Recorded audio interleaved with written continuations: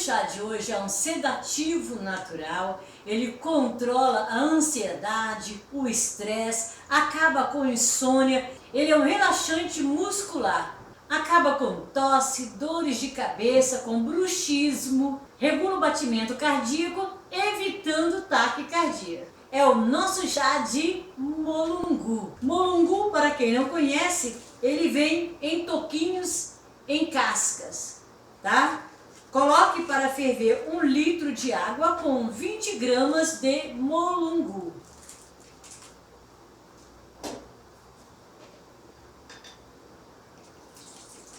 Deixe ferver por 10 minutos.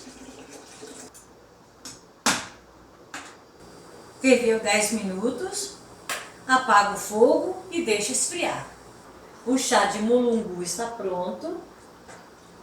Tome 3 xícaras ao dia.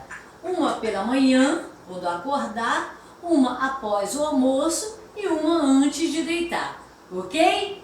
Fique com Deus. Beijos. Tchau, tchau.